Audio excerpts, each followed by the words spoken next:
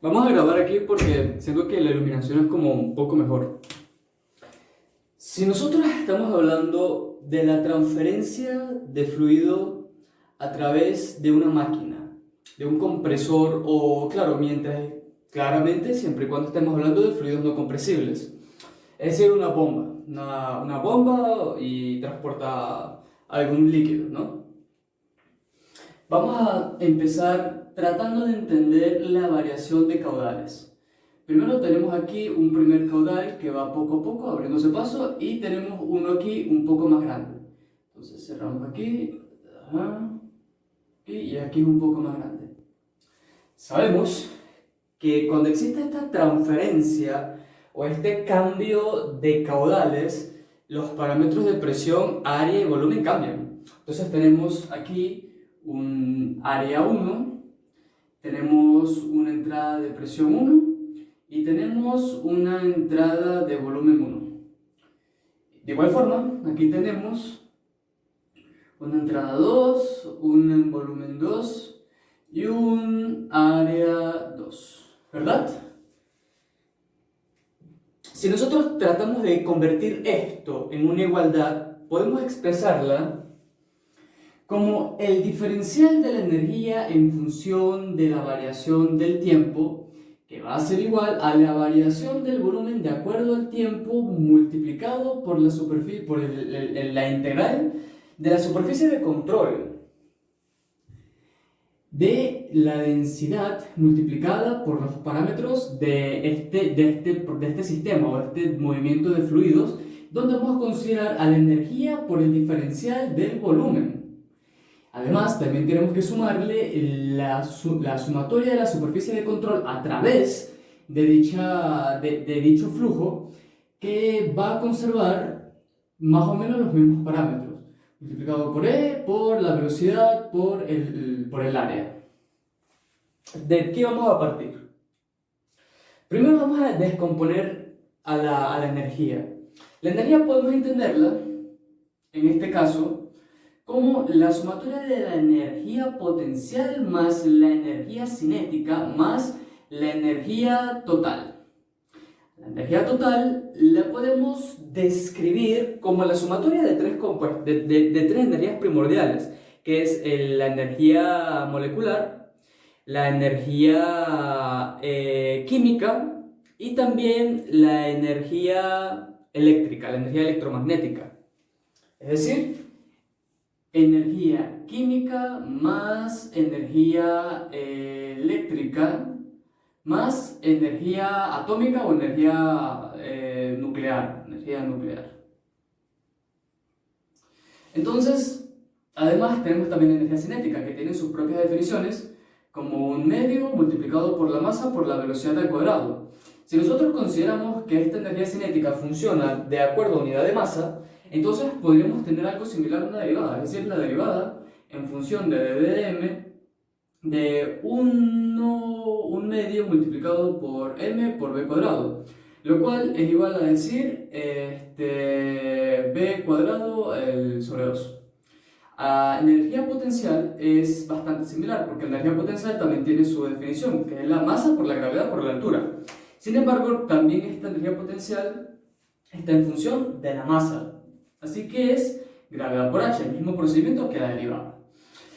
Sustituyendo estos valores, podríamos obtener que el diferencial de la energía o la variación de la energía en función del tiempo de esta ecuación, de acuerdo a la variación del volumen, este es el factor, se refiere al factor de acumulación de energía, ¿ok? Multiplicado por la densidad por estos tres términos, que es la energía dentro del sistema, que vamos a llamarlo como ET, más S, que S es V al cuadrado sobre 2, la velocidad al cuadrado sobre 2, más G por H, por el diferencial del volumen, más la sumatoria de la superficie de control por el ρ, recordemos ρ es la densidad de los parámetros de energía, que es T más V2 sobre 2 más GH por BA.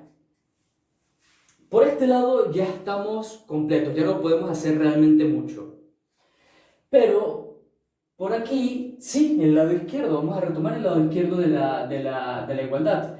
El lado izquierdo de la igualdad trata de expresarnos a la derivada de, o a la variación del tiempo, la variación de la energía en función del tiempo, como dos principales factores, que es la transferencia del calor y la transferencia de trabajo, menos la transferencia de trabajo.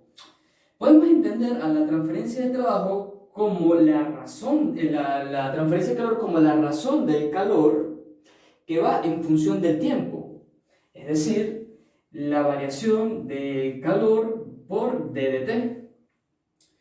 Este integral es bastante, sale sencillo, es Q por T. Y esta sería la razón del calor.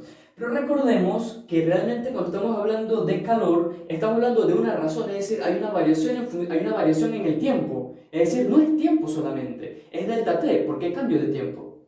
Es decir, Q por ddt.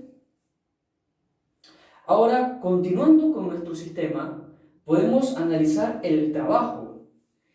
El trabajo va a ser igual al trabajo del eje, es decir, del workshaft, que el workshaft es el trabajo que realiza el eje de la máquina, sumado a el trabajo que se realiza el fluido. Vamos a centrarnos en el fluido, porque al final el workshaft es el trabajo realizado por un eje, es decir, es un valor finito. Pero el workflow no lo es, porque el workflow considera los parámetros que están dentro de acá. Es decir, sabemos que el trabajo es igual a la fuerza por la distancia. Pero esta fuerza viene con restricciones, porque esta fuerza es la presión que se ejerce en el área, que podemos verlo aquí, que es la presión que hay en el área de la tubería. Y lo multiplicamos por la distancia. La distancia también tiene su equivalencia, porque en física estamos acostumbrados a llamar a la velocidad como kilómetros por hora. Kilómetros, es decir, distancia por hora, entre tiempo. Multiplicamos la velocidad por el tiempo y tenemos distancia. Entonces sabemos que la distancia tiene la equivalencia como la presión de A multiplicada por BT. Pero recordemos lo que hicimos del lado derecho, ¿no? Al principio cuando estamos descomponiendo los factores de la energía. Entonces sabemos que esto está en función del tiempo, es decir, por unidad de tiempo. Podemos definirlo como PA por B. Pero el workflow sabemos que hay más de uno, porque si por ejemplo yo aquí tengo un workflow y aquí tengo otro, entonces estamos hablando de dos. Estamos diciendo que puede haber workflow 1 con presión 1, área 1 y B1, pero también podemos hablar de que hay workflow 2, es decir, tenemos una presión 2 por un área 2 por una velocidad 2. Podemos traducir esto como una sumatoria, como la sumatoria de los sistemas, como la sumatoria de los parámetros de presión, área y volumen, es decir, presión, área, volumen. Y esto es workflow. Si tomamos aquí este lado de la ecuación, podemos reescribirlo como Q menos workshaft menos workflow, más workflow. Es decir, reescribiendo acá, tenemos Q menos W menos workshaft más la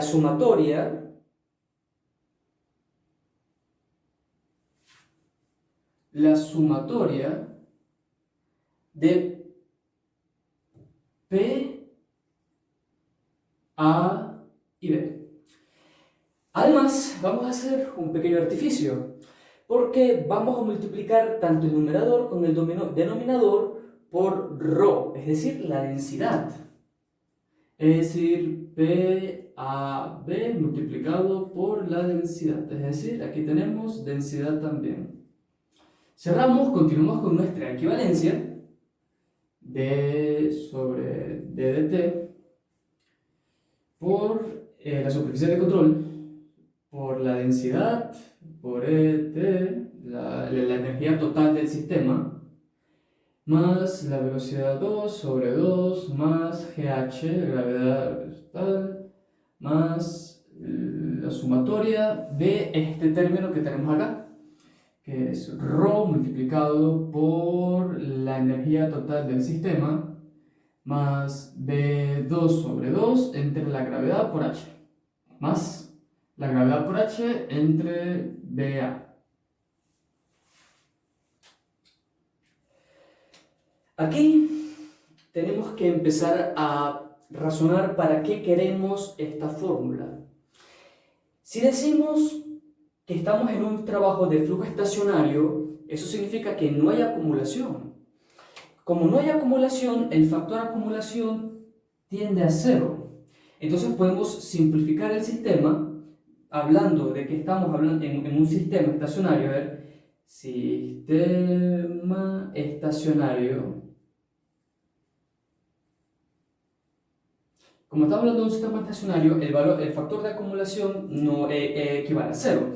Entonces vamos a simplificarlo como Q menos WS, workshaft, más la sumatoria de P a B, presión, área, volumen, multiplicado por ρ entre ρ.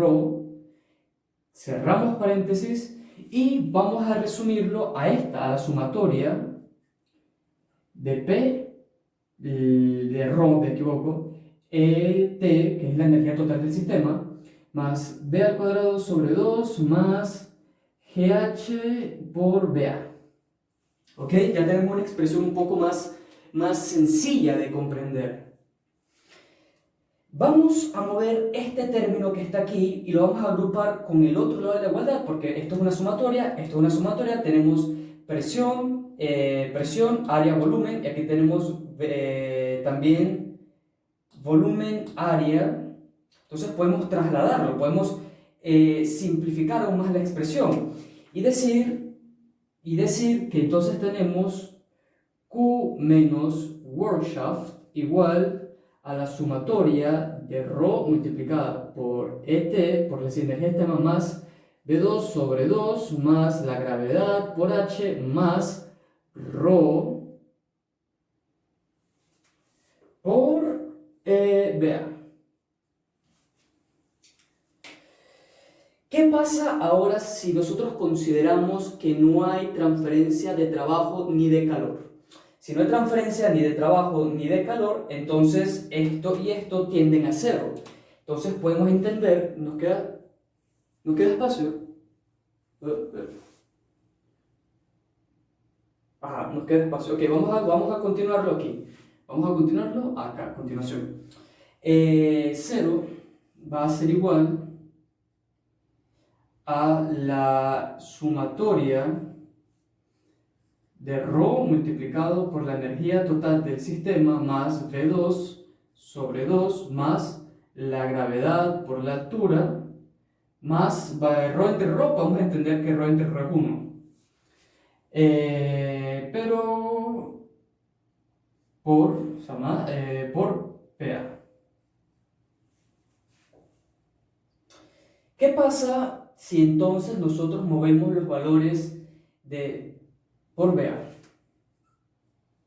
¿Qué pasa entonces si nosotros movemos los valores de ρ y BA y los igualamos a 0? Es decir, los dividimos, obtenemos 0. Es decir, vamos a tener y también tenemos que considerar que no hay transferencia, como no hay transferencia de trabajo ni hay transferencia de calor, entonces sabemos que ET tiende a 0 también. Entonces nos quedaría, claro que está, presión sobre ρ. Entonces tenemos velocidad elevado al cuadrado sobre 2 más gravedad sobre H más presión sobre ρ. Aquí está. Esta ecuación que nosotros aquí, ¿qué pasa en este caso si nosotros multiplicamos, o más bien dividimos todo entre la gravedad? Vamos a hacer espacio Vamos a tratar de hacer un poco de espacio. Borramos aquí. Vamos a tratar de borrar esto. Con permiso.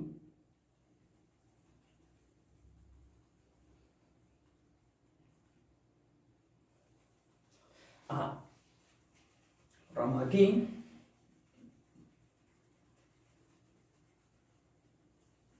Para tener un poco más de espacio para seguir trabajando. Y dividimos todo entre gravedad, es decir, velocidad al cuadrado entre 2 veces la gravedad más gravedad por altura entre la gravedad más la presión por ρ entre gravedad. La presión ρ por gravedad es peso específico, que lo podemos interpretar como gamma, es decir, podemos decir que gamma es igual a ρ por gravedad. Así que podemos simplificarlo.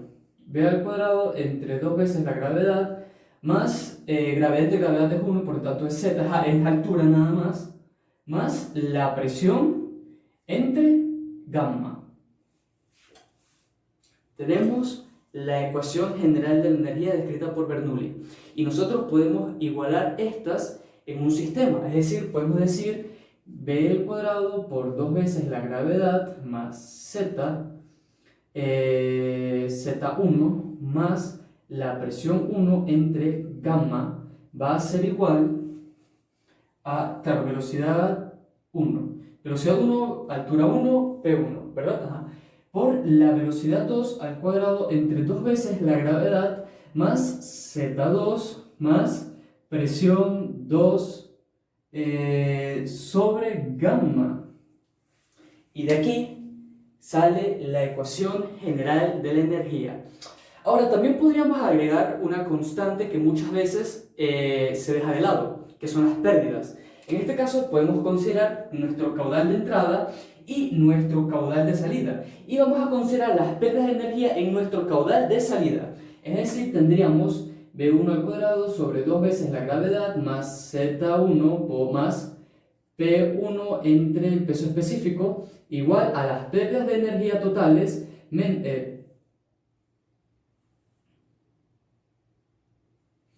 menos las pérdidas de energía totales, que las pérdidas de energía totales las podemos simplificar o las podemos, bueno, en este caso vamos a llamarlas pérdidas de energía más, porque no sabemos si las pérdidas, o sea, asumiendo que las pérdidas de energía, cuando las descomponamos, las vayamos a descomponer, vayan a ser negativas. Entonces trataremos de hacer una suma algebraica, no hay necesidad de remarcar que son negativas. El propio valor a lo largo de cuando se lleve a la realidad va a demostrar que son... Ah, es que no se ve. Me disculpo, es que no se ve. ¿Aquí sí se ve? Aquí sí se ve. Entonces vamos a seguir aquí, disculpen. Vamos a seguir aquí, ajá, y la escribimos. Es decir, como yo había dicho, las pérdidas de energía no las vamos a considerar como positivas o negativas al momento de el análisis, sino que las vamos a demostrar cuando ya directamente se pueda ver el ejercicio. ¿Verdad? ¿Sí se ve? ¿No? Aquí está, bien. HA, como las pérdidas de energía totales, más la velocidad al cuadrado, la velocidad 2 elevado a 2, multiplicado por la gravedad, más Z2, más la presión 2 por el peso específico. Y de aquí es donde sale nuestra ecuación general de la energía. Gracias. Corrección del análisis anteriormente descrito. Si bien es verdad que la transferencia de masa en este sistema estaría dado por la velocidad al cuadrado, por la gravedad, más Z1 más la presión entre gamma, la presión 1, y esto sería igual a la velocidad 2 elevado al cuadrado por 2 veces la gravedad, más Z2 más la presión 2 elevado a gamma. Si bien esto es cierto, anteriormente había comentado que las pérdidas de energía estaban en este lado, al salir del caudal. Sin embargo, no. Las pérdidas de energía, vamos a llamarlas HA como pérdidas de energía generales, van del lado izquierdo porque es la carga que lleva la maquinaria antes de poder permitir la salida del caudal. Entonces, como corrección y acotación, las pérdidas de energía van del lado de HA. Esta sería la acotación que quise o que me gustaría corregir con respecto al análisis anterior. Muchas gracias.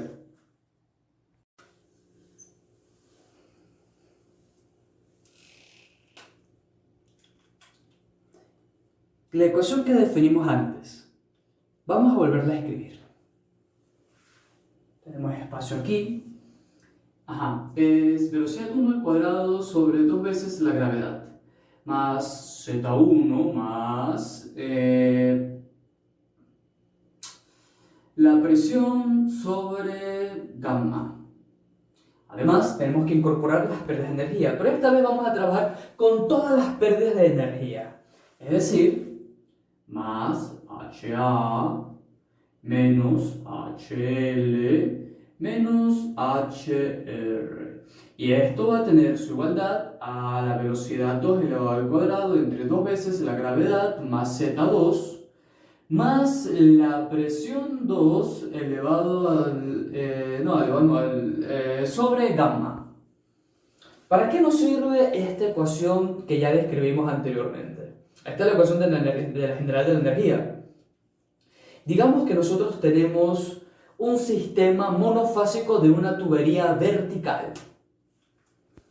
Tenemos un tanque.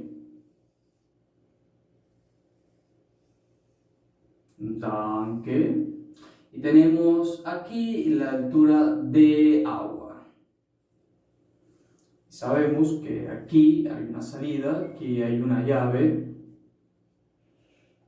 y además baja aquí, pasa otro codo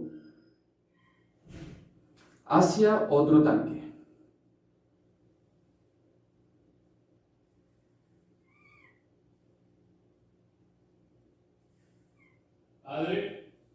Dicho tanque está también siendo llenado con agua. Vamos a empezar a estudiar la primera velocidad, que es esta parte del tanque. En este caso estamos hablando de que H1, desde Z1, siendo Z1 la altura que hay desde la boca o desde la fase líquida del tanque, llega pasando a la segunda. Entonces ya tenemos Z1.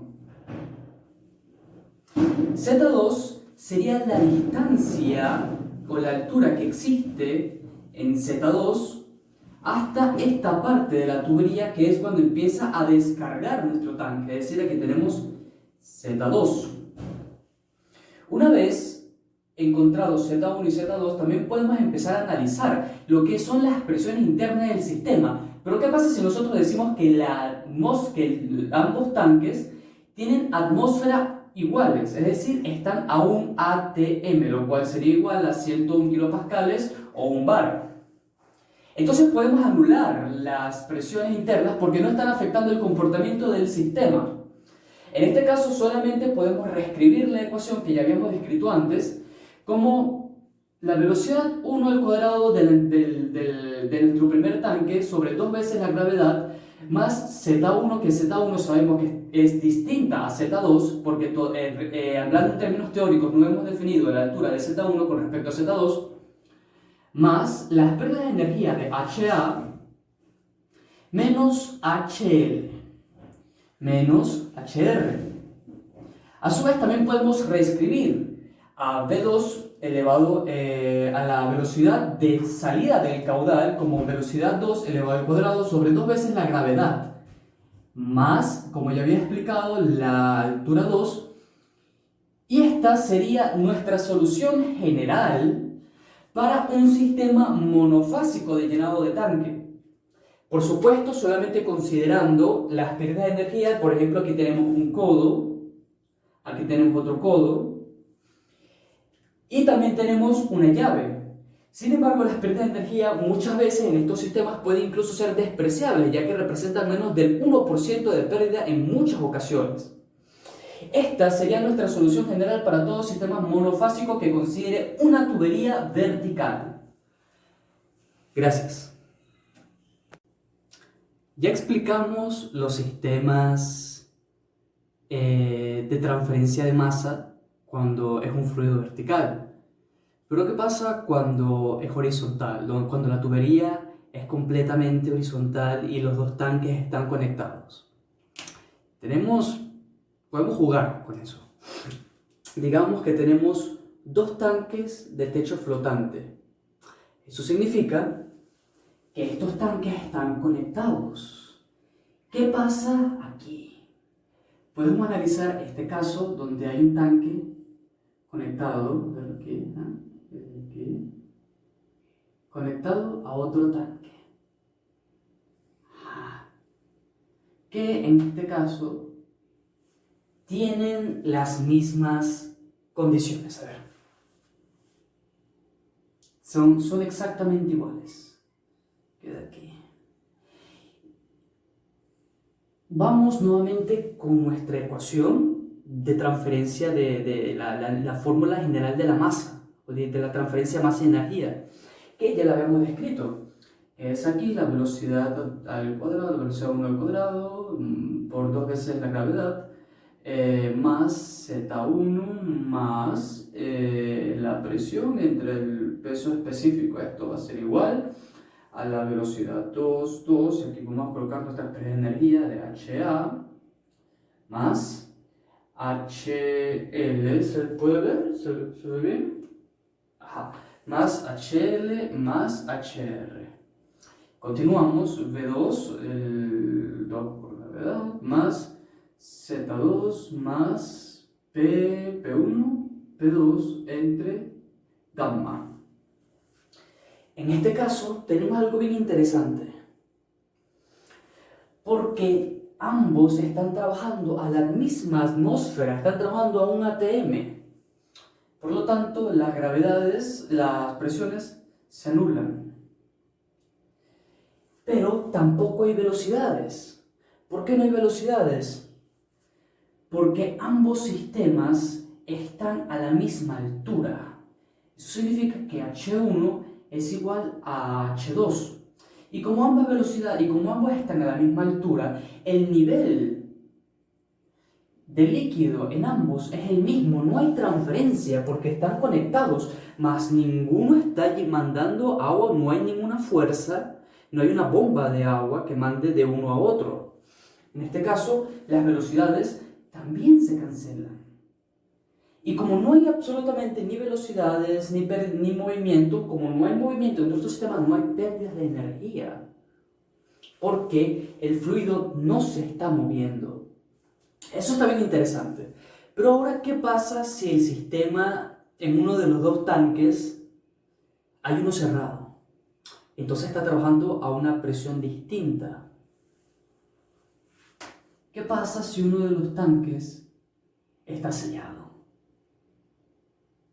Bueno, aquí ya tenemos algo distinto.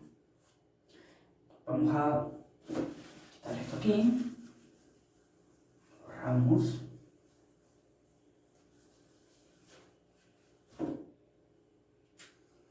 Y volvemos a escribir nuestra ecuación. Tenemos B1 al cuadrado, el 2 veces la gravedad, más Z1, más la presión 1 elevada sobre gamma, más HA, más HR, más HL.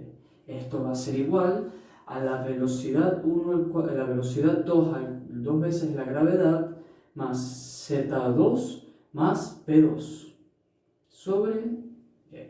Aquí ya podemos empezar a notar que si bien las alturas son iguales, las cancelamos, las presiones son distintas. Sin embargo, sabemos que el tanque está en equilibrio, puesto que el flujo está a la misma altura. Entonces no hay transferencia de movimiento, sino lo que hay es distintas presiones. Y este vendría siendo nuestro sistema. Y esta ecuación, este sistema, estaría bien dado para este clase de casos cuando no tenemos, o más bien cuando tenemos un tanque que está trabajando a una presión de un ATM y a uno que no. Muchas gracias.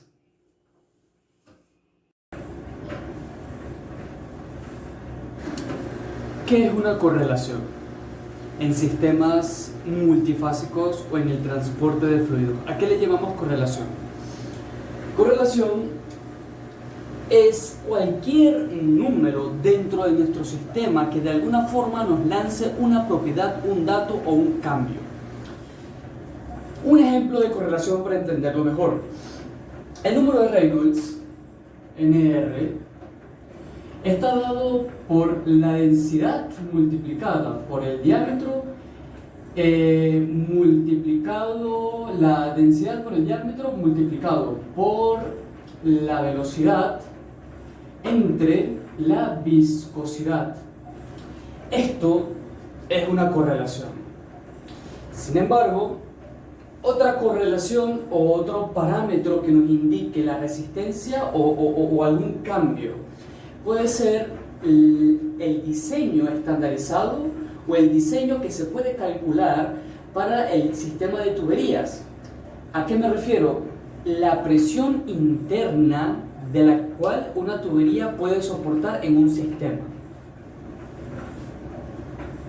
Theta P se puede encontrar mediante el producto de la presión interna del sistema multiplicado por su diámetro interno entre 2 veces T. T en este caso no es tiempo, sino es thickness, es decir, el grosor de la tubería, menos Y multiplicado por la misma presión interna. Y no es un factor o un dato que podamos encontrar nosotros, sino que es un dato que se proporciona de acuerdo al fabricante de dicha tubería o las especificaciones del material de la propia tubería, porque Y significa la capacidad o la resistencia al factor térmico de esta tubería. Ahora, continuando con el estudio de sistemas multifásicos, tenemos que entender que los sistemas multifásicos es la sumatoria de muchas fases o que tenemos una base o un líquido el cual está compuesto de varias partes. Por ejemplo, una mezcla de metanol y benceno, o por ejemplo aceite y agua, o por ejemplo una mezcla de vapor y agua. Sin embargo, todos estos sistemas se comportan como uno solo cuando estamos hablando del transporte de fluidos. Ahora, pasando a otro tema, ¿qué ocurre cuando nosotros tenemos tuberías en paralelo o tuberías que están entrelazadas? Ok, vamos a explicarlo aquí. Imaginemos que nosotros tenemos una tubería tal que tenemos un caudal principal, un caudal madre, vamos a llamarlo Q1, y este caudal se divide en 3. Tenemos acá, sabemos que se recupera el caudal, y tenemos aquí las tuberías. Entonces tenemos 1, 2, 3 y aquí pasa, en cada una pasa líquido, y aquí tenemos Q2. ¿Qué ocurre en este caso? ¿Cómo nosotros podemos entender por medio de números este comportamiento? Resulta que nosotros podemos llamar QA, QB y QC. Y también podemos entender que este caudal está dividido en 3 partes. Es decir, podemos asumir que como por ley de la conservación de la masa, Q1 tiene que ser igual a Q2. Y a su vez sabemos que la sumatoria de QA, QB y QC, es decir, la sumatoria de Q va a ser igual a Q1 y Q2, que son los caudales de entrada para simplificar. Es decir, QA más QB más QC. Este sistema en paralelo se puede entender como la división de Q1 en 3 partes, es decir, 1 sobre QA más 1 sobre QB más 1 sobre QC, donde el 1 representa el 100% de nuestro caudal y QC, QA y QB en este caso son las fracciones en las cuales el caudal 1 se divide, muy similar a sistemas eléctricos cuando trabajan en paralelo, cuando son las resistencias. Ahora, continuemos con el estudio del diámetro o el área transversal de una tubería. ¿Cómo nosotros podemos entenderla o cómo podemos calcularla? Siguiendo de ejemplo, anteriormente ya he explicado, vamos nuevamente a recurrir a lo que son números. El área transversal de una tubería podemos entenderla como el área de una circunferencia. Es decir, el área transversal va a ser igual a pi multiplicado por diámetro cuadrado sobre 4. Pero esto está en función de un diámetro interno. Es decir, estamos hablando de este diámetro, despreciando el valor T del cual hablamos antes cuando nos referíamos a la resistencia que soporta a la presión interna que soporta una tubería. Este término, el θ pi, ¿verdad? La cual, repetimos, era la presión por el diámetro dividida menos entre 2T dividida entre la presión interna. Este valor es lo que nos entiende la presión interna o la presión que soporta nuestra tubería, ya la explicamos antes. Retomando acá, el área que a nosotros nos interesa es esta, el área interna. El área interna está dada por AC, que es igual a pi por el radio, 2 veces el radio al cuadrado sobre 4. Seguimos operando. Pi por 4 radio al cuadrado entre 4, esto va a ser igual a pi radio al cuadrado.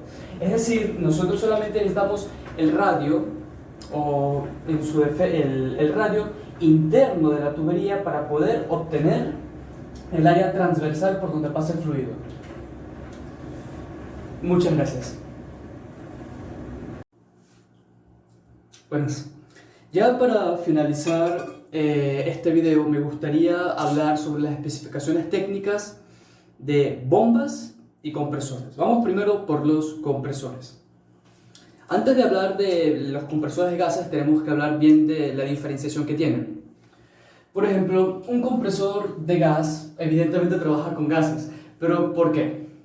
Resulta que los gases ocupan todo el espacio en los cuales ellos se encuentran. Es decir, si tenemos una bombona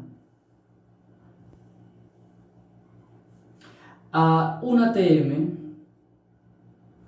llena de, por ejemplo, metano,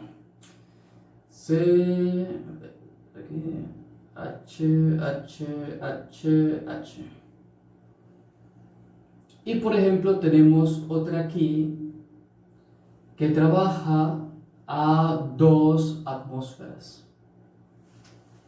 En este caso, ambas bombonas van a estar completamente llenas de gas, incluso cuando tienen presiones diferentes. ¿Por qué hago énfasis en las presiones? Porque los gases cambian su estructura de acuerdo a la presión en la que se encuentren. Es decir, se pueden mover y cambiar y acumular en función de la presión. Por ejemplo, a mayor presión, mayor tienden los gases a licuarse. ¿De qué sirve el término licuar? En el momento en que un gas se licúa, pasa de estado gaseoso a estado líquido.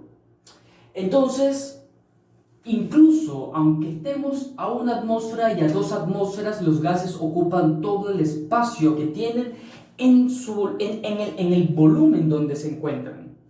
Y eso es problemático a la hora de moverlos, porque no podemos moverlos ni entenderlos como un fluido líquido. Entonces, en cuanto a especificaciones técnicas o propiedades o aspectos que pueda tener un compresor, depende mucho las necesidades más que el mecanismo, porque el mecanismo es el mismo. Tenemos un pistón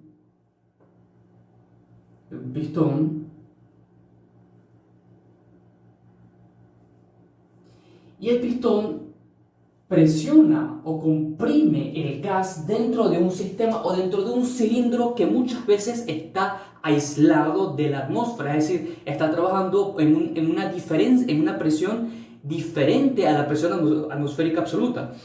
Importante resaltar que cuando nosotros hablamos del entendimiento de los gases funcionan por medio de esta fórmula.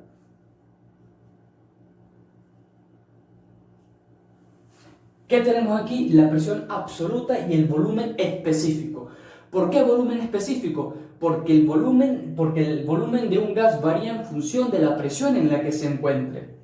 La constante de los gases ideales, que es 8,3144 kilojoules por kilogramo sobre grado Kelvin, sobre una unidad térmica. Me equivoco, kilojoule sobre kilomol. Kilojoule sobre kilomol sobre una unidad térmica. Entonces, este sistema o esta ecuación sirve más que todo para entender, de hecho, esto es la ecuación de los gases ideales, pero a pesar de que trabaja con los gases ideales, los gases como por ejemplo el neón, el argón, el helio, el hidrógeno, el oxígeno, el neón, aquí está el xenón, ¿cuál otro? El nitrógeno, N2, y el nitrógeno, y vamos a dejarlo así. Pueden entenderse y respetan la ley de los gases ideales con una variación menor del 1%. Continuando con el tema de los compresores, como ya había dicho, los compresores siguen más que especificaciones técnicas la distribución de los pistones, puesto que el mecanismo para moverlos es mediante el cambio de presión dentro del sistema. Es decir, aquí entra el gas a baja presión en estado gaseoso, el pistón baja, el gas entra, el pistón sube, aumenta la presión, y en el momento en que aumenta la presión, el gas sale en forma de líquido del sistema. Evidentemente, dependiendo en cuáles condiciones esté trabajando o la máquina en general. Pero esto que tenemos aquí es un pistón denominado pistón en Z, cuando solamente tenemos un pistón. Pero hay muchos tipos de pistones, o bueno, sistemas de compresión, como por ejemplo los pistones en D. Los pistones en D son estos que están completamente rectos. Aquí tenemos el pistón. Este es un pistón en D. Cierra aquí y tenemos el segundo pistón. Este es un pistón en D. Tenemos los pistones en V, que es exactamente igual como si fuera una V, igual, muy parecido a cómo funcionan los motores. Pistón en D.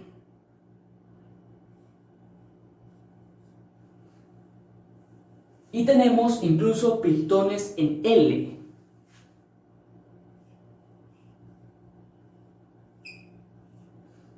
Donde se encuentran perfectamente perpendiculares. Entonces, el mecanismo es exactamente el mismo. Claro, dependiendo de las condiciones, la distribución de los pistones o la propia máquina podría variar. Sin embargo, las especificaciones técnicas siguen siendo, o más bien el fundamento técnico científico sigue siendo el mismo, es mediante la compresión o la variación de la presión dentro del sistema.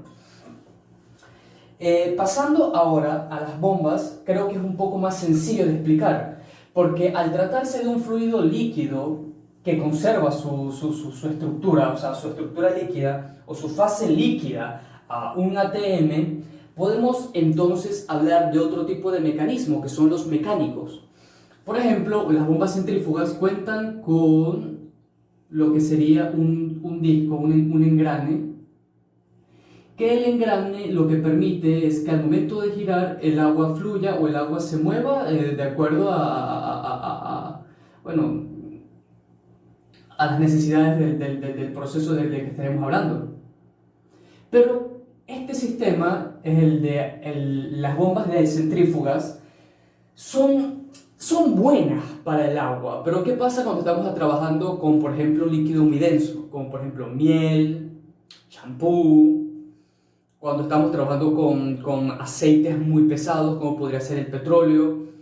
Pues ya las cosas empiezan a cambiar. Por ejemplo, en el caso de la cavidad continua, las bombas de cavidad continua, lo que tienen es algo parecido a un tornillo o a una espiral.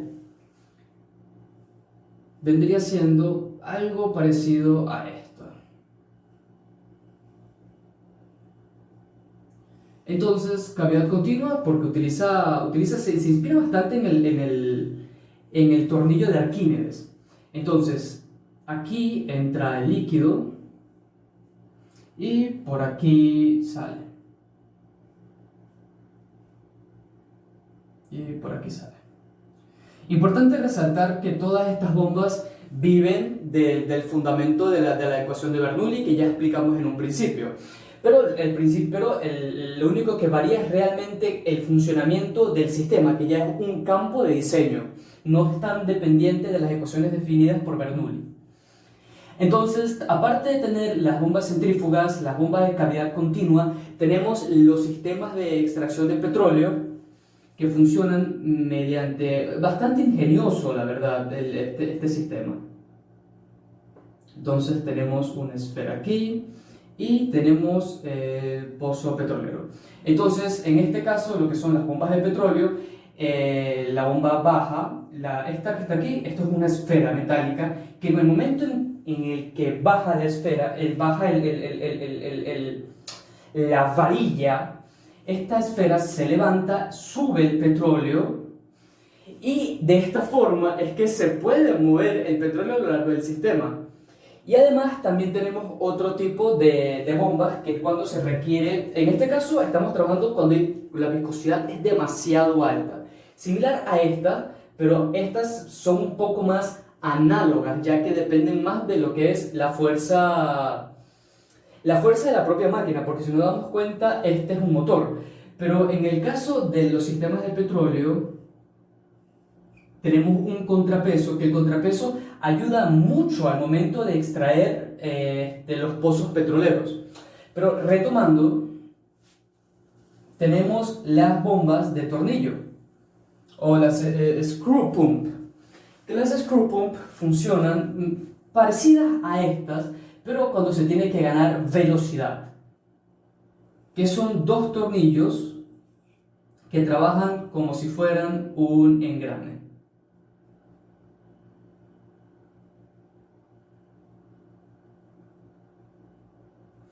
En este caso, el agua entra y sale. Estas son más o menos especificaciones técnicas que suelen utilizar las bombas de agua, como también las especificaciones técnicas o la distribución de pistones de los compresores de gases. Muchas gracias, he dado por finalizado el video.